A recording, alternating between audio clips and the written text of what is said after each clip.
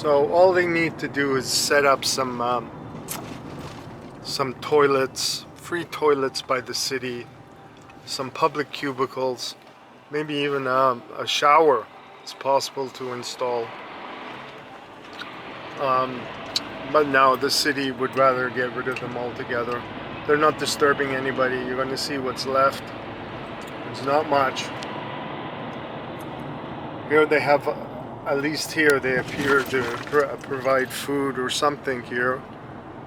It's called intervention. I don't know what they're doing. Maybe it's for drugs, maybe it's for anything. Or they're just, I don't know what those guys are. But here, the encampments are coming up. This is really what's left of them. It looks like they've been completely demolished. You see, there's no houses around. They're not disturbing anybody. I'm gonna slow down a little bit. Let the guy pass me. And here we go. This is what remains.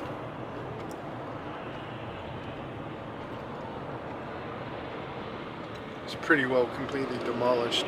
As you see, there's no houses around. They're not disturbing anyway. It's not a house in sight.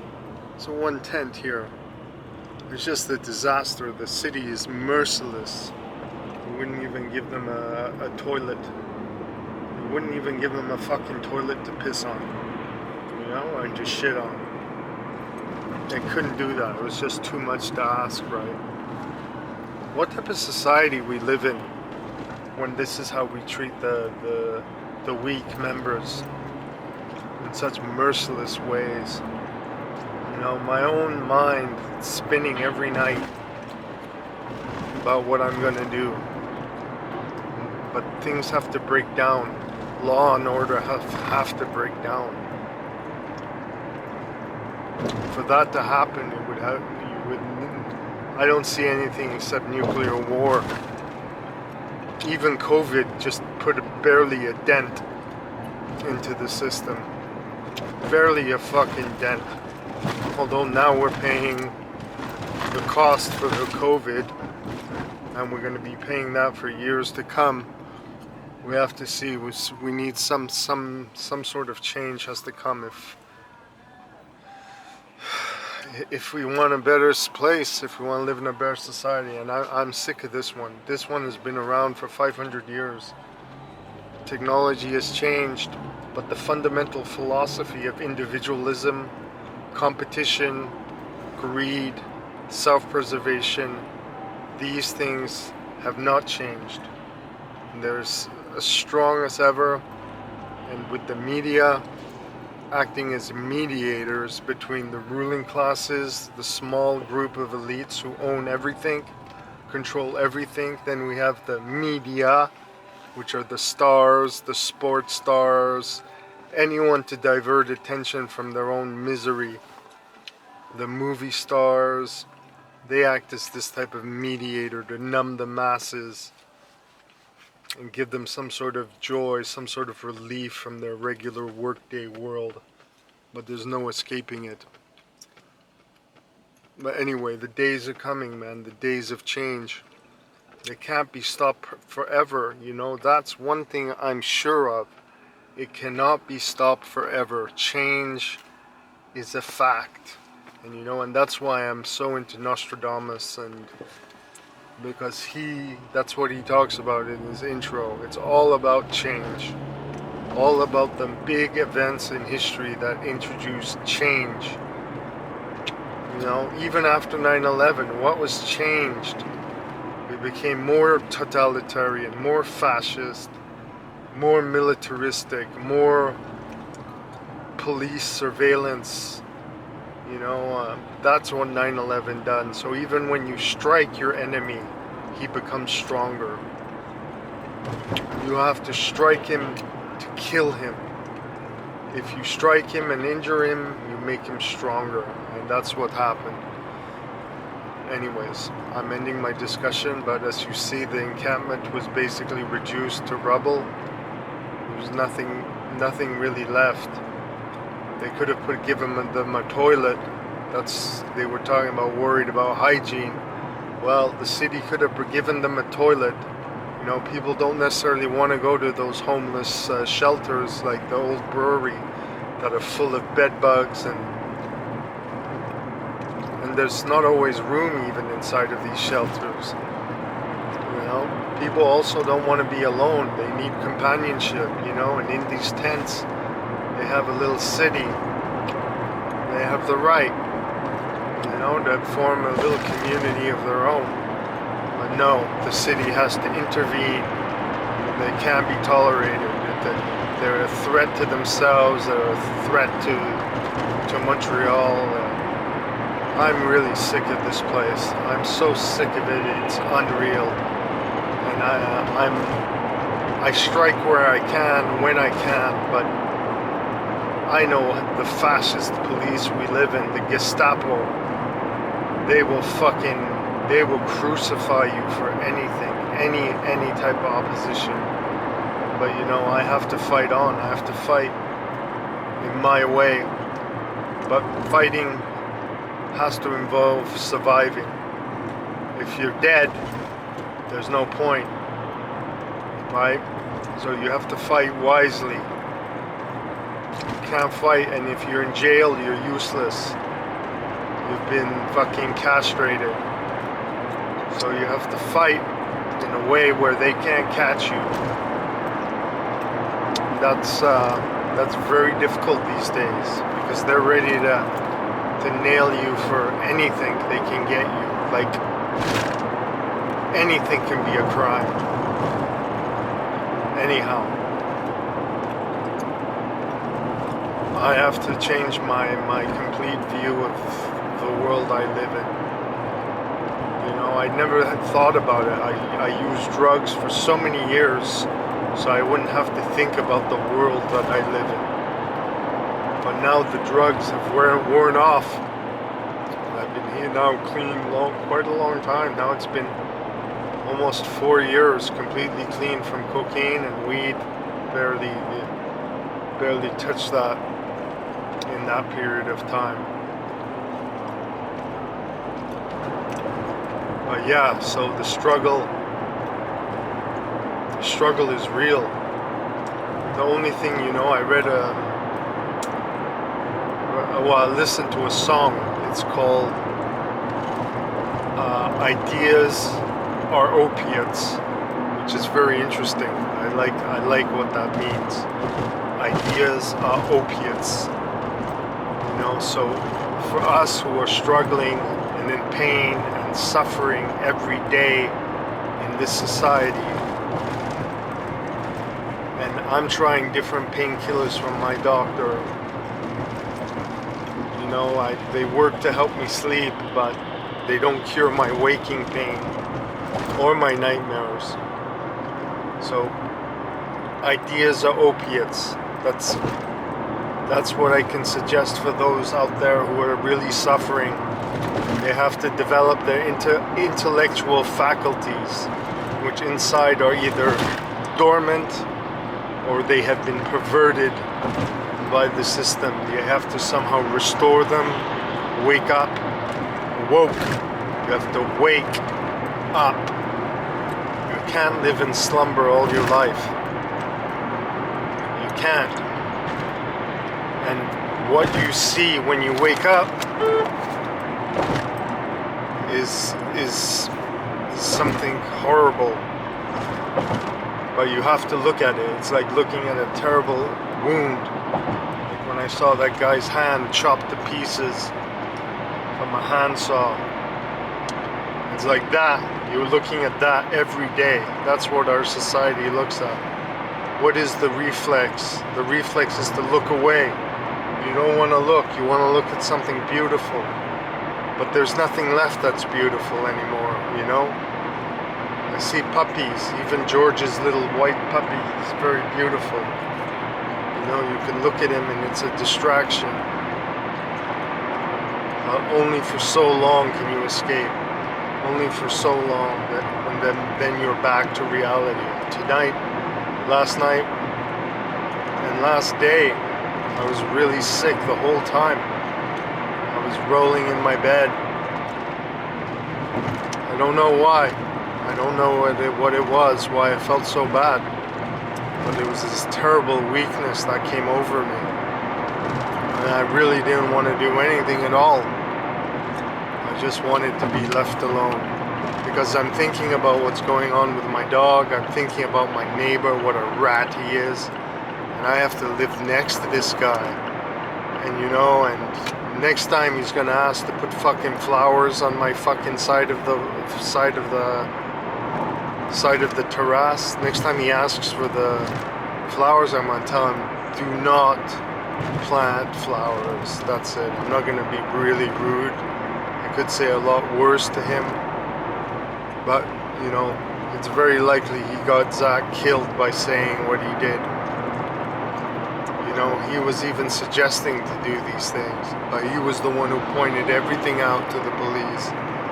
Everything, one little drop of blood, he's pointing it. I'm sure they have a camera shot of one drop of blood. And the police said the dog went after them. Well, the dog went after them. If he went after them, where's their bites, right? He went after them. Well, they're not bitten.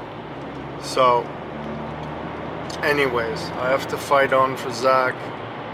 I have to fight on for myself as well, and for my father, and for my family, and for the rest of humanity. You know, we have a duty as being a member of this species. It goes against everything that we've been trained. You know, to care for other people, to fight for other people. It's not something we normally do. It's like that guy when that plane landed in the ocean. There were thousands of people standing looking. Well, these people are clinging onto a plane for 30 minutes in ice cold water, and they're still living, and not one person jumped in to try to save them. Not one fucking person. Thousands of them were looking, and eventually one person jumped in. Lenny Stutnik. He jumped in the water and he saved the woman just as she was about to die. And that type of heroism we have to start to practice ourselves, because this is how we can restore our humanity that's been lost. Because if we are really truly human, we have to follow Christ's example. In all his life, it was a sacrifice for everyone else. He could have been king. He could have had owned everything. He could have been crowned of gold. But instead of that, he gave it all up to help others. You know, and we have to follow that example. He gave his own life to save others, to save even sinners, people who are not worthy of life. He made the remarkable sacrifice.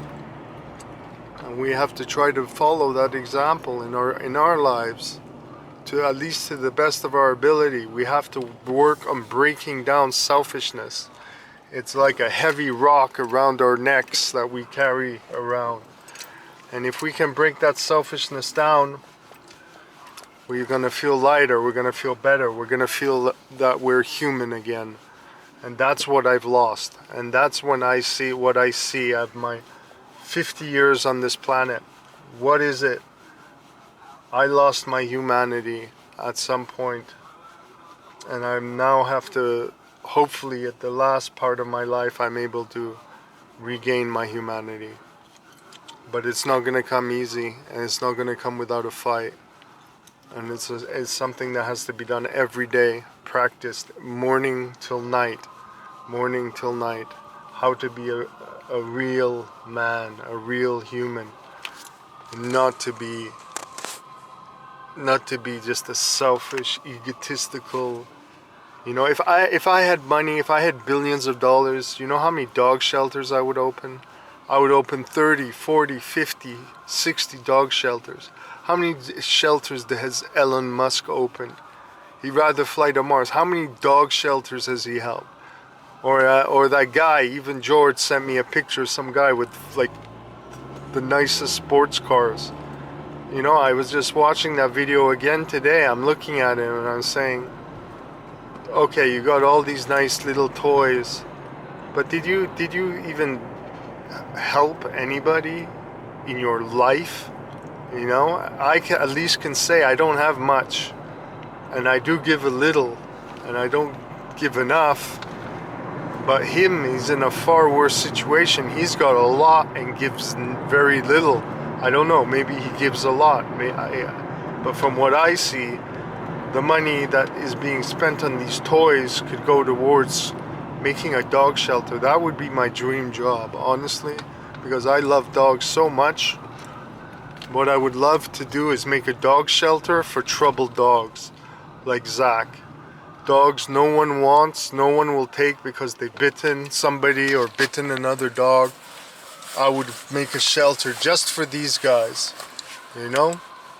They need a shelter. The city has failed them. If they told me Zach is going to be all right, Zach is going to live, and we have a shelter for him, they're going to take care of him. If they told me that, you know, and they said, look, you have to abandon the dog, I would really seriously, you know, consider this option, you know, but they can't. They have done nothing in all their lives. The city has done nothing to expand their services for dogs. I have to rely on Rosie's dog shelter. What the fuck is Rosie gonna do, right? How can Rosie handle Zach? You know, we need real shelters with real guys, strong guys, physical guys who are tough, who can deal with troubled animals who have their issues. You know, yeah, he has a hyperactivity disorder, you know, but medication could treat him. You know, look at this beautiful graffiti of a dog on the wall. I'm sure this was his dog that he lost, this bulldog. I'm sure that is in memory of his lost dog. There's no doubt about it. But we'll end it there. Hopefully Zach will live. I'm gonna fight all I can, you know. I'm gonna fight, and definitely I don't want to be nice with Claudia or Chloe anymore. They've already sent 2 letters to say to get rid of him. They're not willing to talk or even compromise. For them, it's all or nothing. It's death. That's all they will accept, and they know very well. Oh, they say divest, give to a shelter, give to a vet. They know 100% that they will put that dog down within 24 hours. He's going to be put down if I give him to them. So now the burden is on me. I'm waiting till January 6th, where I have all the time to give them all the documentation and write up another letter, as if they care. Write up another letter for them. So I have Zach for at least another month, a month and a half. But then now I'm gonna go spend my time looking in Ottawa. I'm gonna go do a big Google search, print everything out, and what I want is a non-kill shelter. That is what I need, a non-kill shelter. I need a plan B. If the court, because this is gonna go to court, I'm sure of it. And if it goes to court, I have to have a plan B ready. And that plan B has to be a place where I can give him and know that he's going to live, that he's not going to be destroyed. That is absolutely the most important thing. You know, I could give him up with a good conscience then, knowing that he's alive and well. But if he's destroyed, a beautiful dog is him, despite his problems. You know, he's such a loyal dog. He stays by my feet. As I said, he would rather be with me than have a steak. You know, I've never really witnessed a dog behave in that type of fashion. And that's because he loves affection and loves being with humans. And if I see this dog destroyed, I'm gonna blame myself because I didn't train him, I didn't do the right steps, but I'm not used to this. I never had problem dogs before. You know, Einstein, yes, it's true. I had Einstein for all those years. But you know, I trusted Ray. I don't know. I thought Ray was a good guy. He was being honest about why the dog has to go. He's telling me his kids are playing basketball in Toronto and he has to go there every week and Zach can't come with him. I thought that he's getting rid of the dog because of that. But there's more to it. As he said in his messages, I thought by now he would have gotten better, is what he wrote to me. So anyways, I'm gonna fight for Zach now the next month of my life. It's been 5 months now almost on my mind, weighing on me like a heavy burden.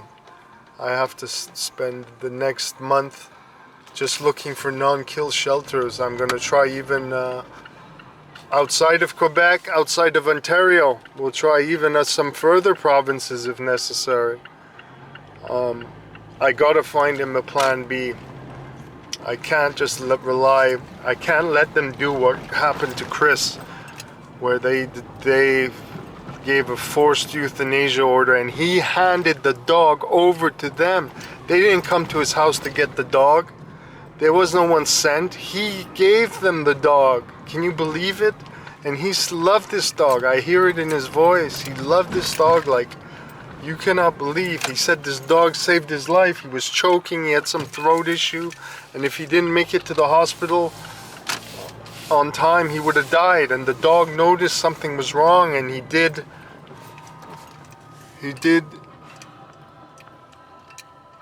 what the dog did. Here, another beautiful husky.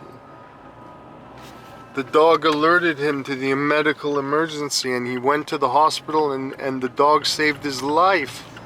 Wow, incredible story. And you know, I know he's saying the dog didn't bite anyone, but the ambulance driver said that he bit the driver. Anyways, I'm tired. I'm tired of this. I'm so tired. It's just wearing me down. Every day I'm being ground down by my own thoughts, thinking all the time about Zach. Every time I see him, I look into his eyes. I know what's going on, and he doesn't have a clue, you know. He doesn't have a clue what's going on. And you know, these fucking heartless women, you know, I read my psychiatrist's letter. He said it would be absolutely catastrophic if anything were to happen to Zach. Anyways, I have to keep fighting. I have to stay strong, and winter's coming here and it's fucking cold as hell, but we have to keep fighting. Anyway, good luck, and just all I can say is that it's worth the fight, and it's worth the fight, and one day the fight will pay off and change will come. Change for the better, not for the worse, but change for the better, by maybe a period where it will get worse. Anyways, that's it for now. I just wanted to get the encampment to see what was left of it, and maybe I'm gonna go see it again, but the police did a good job, what they always do, destroy, and they did what they do best. Anyway, that's end of discussion.